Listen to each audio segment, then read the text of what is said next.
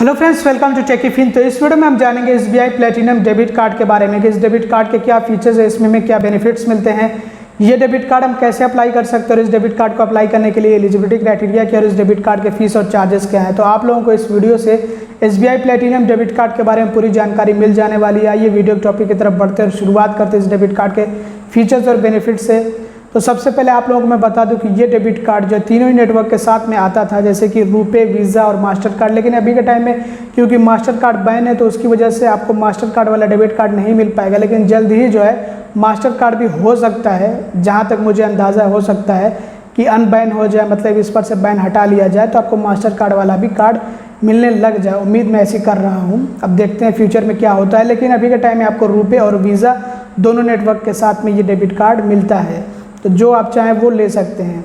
तो आइए अब शुरुआत करते हैं इसके फीचर्स और बेनिफिट्स से। तो इस डेबिट कार्ड से हर 200 रुपये खर्च होने पे, यानी कि हर 200 रुपये के ट्रांजैक्शन पे आपको 2 रिवॉर्ड पॉइंट्स मिलते हैं। 2 रिवॉर्ड पॉइंट्स मिलेंगे जब भी आपके डेबिट कार्ड से 200 रुपये स्पेंड होंगे, मिनिमम 200 रुपये स्पेंड होंगे, या फिर जितना भी स्पेंड हो, 5,000, 10,000, 20,000, जितना भी स्पेंड आप करें, हर 200 रुपये पे आपको जो है 2 रिवॉर्ड पॉइंट्स मिलेंगे।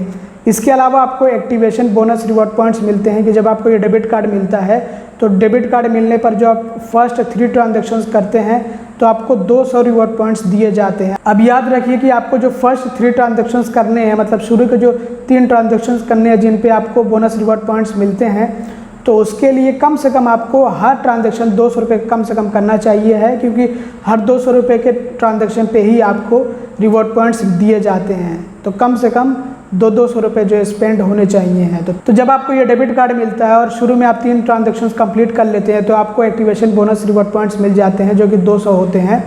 इसके अलावा आपके बर्थडे वाले मंथ, मतलब जिस मंथ में आपका बर्थडे है तो उस मंथ में आप इस डेबिट कार्ड से ट्रांजैक्शन करते हैं, स्पेंडिंग करते हैं, तो हर 200 रुपये के ट्रांजैक्शन पे आपको डबल रिवॉर्ड पॉइंट्स मिलेंगे। मतलब कि रेगुलर तो आपको 2 रिवॉर्ड पॉइंट्स मिलते हैं हर 200 रुपये खर्च होने पे, लेकिन जो आपका बर्थडे वाला मंथ, उस मंथ में जब आप जो इस डेबिट कार्ड से ट्रांजैक्शन करेंगे, स्पेंडिंग करेंगे, तो हर 200 रुपये खर्च होने पे, हर 200 रुपये के ट्रांजैक्शन पे आपको 4 रिवॉर्ड पॉइंट्स, मतलब 4 रिवॉर्ड पॉइंट्स मिलेंगे। इसके अलावा क्योंकि ये प्लेटिनम कैटेगरी का डेबिट कार्ड है तो इसलिए आपको कॉम्प्लीमेंट्री एयरपोर्ट लॉन्च एक्सेस भी मिलता है। जैसे कि आप लोगों को मैं रुपये का बता देता हूँ कि पर क्वार्टर आपको 2 times free airport lounge access मिलते हैं। मतलब फ्री में वही 2 रुपये का मिनिमम ट्रांजैक्शन होता है। 2 रुपये का ट्रांजैक्शन समझिए कि वो एक तरह से फ्री ही आपको एयरपोर्ट लॉन्च एक्सेस मिलता है। तो आप रुपये की वेबसाइट से जाकर चेक कर सकते हैं कि किन किन सिटीज़ के कौन कौन से एयरपोर्ट में आपको लॉन्च एक्सेस मिलता है। तो बहरहाल इसकी जानकारी मैंने आप लोगों को दे दी कि इसमें आपको एयरपोर्ट लॉन्च एक्सेस भी मिलता है। पर क्वार्टर 2 टाइम्स आपको रुपये वाले में मिलता है। और बाकी अगर आपको चेक करना हो तो वीज़ा की वेबसाइट पर चेक कर सकते हैं आप, वहाँ से भी आपको जानकारी मिल जाएगी। जब आपको डेबिट कार्ड मिलता है तो आपको वहाँ पे पूरी डिटेल्स दी गई होती हैं। लेकिन अगर आपको एयरपोर्ट के लॉन्च की लिस्ट चेक करनी हो तो उसके लिए मैं हमेशा रिकमेंड करूँगा कि आप वेबसाइट से जा कर के चेक करें, रुपये हो या फिर वीज़ा हो या फिर मास्टर कार्ड हो, क्योंकि ये जो लिस्ट होती है अपडेट होती रहती है। तो अगर मैं कुछ बता दूं तो बाद में अपडेट हो जाए तो फिर बाद में जो दिक्कत हो जाएगी, तो इसलिए आप वीज़ा की वेबसाइट से जाकर चेक कर सकते हैं कि कौन कौन से एयरपोर्ट के लॉन्च में आपको एक्सेस मिलता है। और क्योंकि यहाँ पे इन्होंने खुद भी बताया हुआ है कि आप जो है जो नेटवर्क्स, जो पेमेंट नेटवर्क्स है उनकी वेबसाइट से जाकर चेक करिए, जैसे रुपये, वीज़ा, मास्टर कार्ड जाकर चेक करिए, वहाँ से आपको पता लगेगा। अब बात कर लेते हैं लिमिट्स के बारे में, जिसमें कि है daily ATM cash withdrawal limit और ट्रांजेक्शन लिमिट। तो जो daily ATM cash withdrawal limit आपको मिलती है, ये लिमिट जो है आपको दोनों ही तरह की मिलती है, डोमेस्टिक और इंटरनेशनल, दोनों ही तरह की आपको लिमिट दी जाती है। तो एक तरह से समझिए कि ये जो डेबिट कार्ड है ये इंटरनेशनल डेबिट कार्ड है, क्योंकि आप इसको इंटरनेशनली ग्लोबली यूज़ कर सकते हैं, इस्तेमाल कर सकते हैं। तो daily ATM cash withdrawal limit minimum 100 रुपये इंडिया के मैं बता रहा हूँ कि डोमेस्टिकली आप जो है कम से कम ATM से 100 रुपये निकाल सकते हैं इंडिया में रह करके। लेकिन अगर बात की जाए इंटरनेशनल की तो ये ATM टू ATM वेरी करता रहता है। मतलब कि अलग अलग देशों के अलग अलग ATM पे अलग अलग मिनिमम अमाउंट है कि आप मिनिमम कितना ATM से पैसा निकाल सकते हैं, कितना कैश निकाल सकते हैं। तो इसके लिए हम बता नहीं सकते, फिक्स नहीं है ना, इतनी सारी कंट्रीज़ हैं तो सबका एक ही जैसा तो नहीं है। मैक्सिमम लिमिट के बारे में बात करें कि daily ATM cash withdrawal limit कितनी मिलती है मैक्सिमम, तो 1 लाख रुपये की मिलती है। आप 1 लाख रुपये ATM से कैश विड्रॉल कर सकते हैं डोमेस्टिकली और इंटरनेशनली। अब इंटरनेशनल अगर आप जो ATM से कैश विड्रॉल कर रहे हैं तो वो तो ज़रूरी नहीं है ना कि वो रुपए में आपको मिले। अब हर जगह रुपया आपका चलता नहीं है, तो जिस भी कंट्री में आप होंगे उस कंट्री की करेंसी जो आप विड्रॉल करते हैं, निकालते हैं, तो वो 1 लाख रुपए के बराबर आप मैक्सिमम निकाल सकते हैं। इंडियन करेंसी के 1 लाख रुपए के बराबर आप जो उस करेंसी को विड्रॉल कर सकते हैं। जिस भी देश की करेंसी आप जो है एटीएम से निकाल रहे हो तो 1 लाख रुपए के बराबर निकाल सकते हैं, 1 लाख रुपये के बराबर, याद रखिएगा। तो बहरहाल 1 लाख रुपए की लिमिट आपको डेली की मिलती है, daily ATM cash withdrawal limit. अब यहाँ पे अगर आपके मन में ऐसा सवाल है कि नहीं हम तो अपने डेबिट कार्ड से, अपने एटीएम कार्ड से निकालते हैं पैसे, तो उसमें जो है इतना नहीं निकल पाता है, हम जो 10,000 रुपये एक बार में निकाल पाते हैं, तो वो एक बार की लिमिट होती है जो कि खुद एटीएम वाले सेट करते हैं। मतलब जिस कंपनी का एटीएम होता है वो लोग जो मैक्सिमम लिमिट सेट करते हैं पर ट्रांजैक्शन की, मतलब एक बारी में आप कितना निकाल सकते हैं, तो वो वैरी करता है कि किस कंपनी का या फिर किस बैंक का एटीएम है। कुछ एटीएम जो होते हैं उसमें एक बारी में आप 20,000 रुपये निकाल सकते हैं, कुछ में जो है एक बारी में 10,000 रुपये निकाल सकते हैं, लेकिन आप जो है मैक्सिमम 1 लाख रुपये तक निकाल सकते हैं, बारी बारी करके निकाल सकते हैं। तो इस पे आप मत जाइएगा कि हम एक बारी में तो इतना नहीं निकाल पा रहे हैं। इसके बाद आप बात कर लेते हैं daily POS and online transaction limit के बारे में। तो इसमें मिनिमम की तो कोई लिमिट नहीं है, वो तो आप जितना चाहें मिनिमम स्पेंड कर सकते हैं, ट्रांजैक्शन कर सकते हैं ऑनलाइन अगर आपको करना है, या फिर पीओएस पे करना है तो पीओएस पे 1 रुपये का ट्रांजैक्शन कर दीजिए किसी को। तो बहरहाल तो इसमें मिनिमम की कोई लिमिट नहीं है, लेकिन मैक्सिमम की लिमिट है कि आप जो है 2 लाख रुपये तक ट्रांजैक्शन कर सकते हैं। डोमेस्टिक बात कर रहा हूँ, मतलब इंडिया की बात कर रहा हूँ, 2 लाख रुपये तक आप ट्रांजैक्शन कर सकते हैं, चाहे आपको ऑनलाइन ट्रांजैक्शन करना हो या फिर पीओएस पे ट्रांजैक्शन करना हो, तो आपको 2 लाख रुपये तक की लिमिट दी जाती है।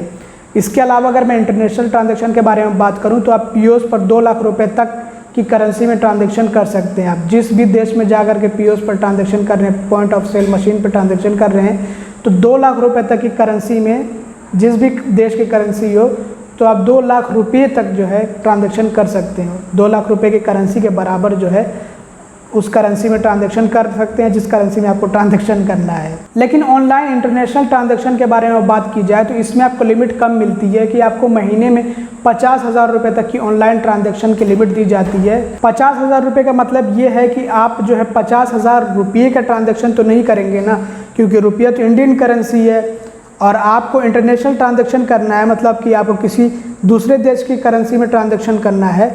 तो ये जो आप ऑनलाइन इंटरनेशनल ट्रांजैक्शन करेंगे, ये रुपया में तो ट्रांजैक्शन करेंगे नहीं, मतलब अपने इंडियन रुपीज़ में, इंडियन करेंसी में तो ट्रांजैक्शन करेंगे नहीं।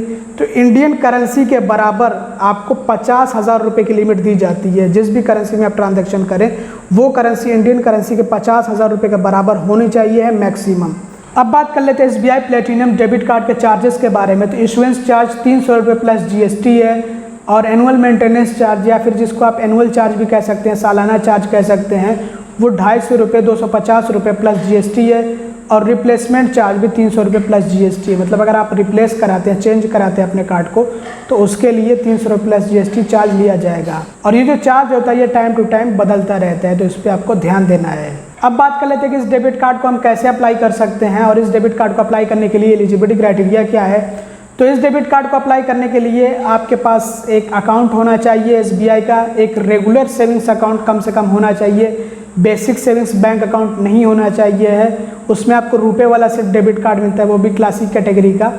तो अगर आपके पास कम से कम एक रेगुलर सेविंग्स अकाउंट है, चाहे आपने ऑनलाइन ओपन किया और डिजिटली, तो उसमें भी आपको मिल जाएगा। ये योनो वाला जो डिजिटल होता है, अगर आपने उसको फुल केवाईसी में कन्वर्ट कर लिया तो वो भी रेगुलर सेविंग्स अकाउंट हो जाता है, वो डिजिटल रेगुलर सेविंग्स अकाउंट होता है। तो आप जो है अप्लाई कर सकते हैं, आप पात्र हो जाते हैं, मतलब आप एलिजिबल हो जाते हैं। तो कैसे आप अप्लाई करेंगे, तो इसके लिए 2 मेथड्स हैं, बल्कि 3 मेथड्स हैं। आप चाहें तो योनो ऐप, जो मोबाइल बैंकिंग ऐप है एसबीआई का, उससे भी अप्लाई कर सकते हैं।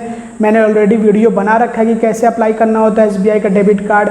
इसके अलावा अगर आप चाहें तो नेट बैंकिंग से, एसबीआई की नेट बैंकिंग से भी अप्लाई कर सकते हैं, वो भी बहुत सिंपल होता है। उसके लिए भी शायद मैंने वीडियो बना रखा है, तो वीडियो ज़रूर देखिए।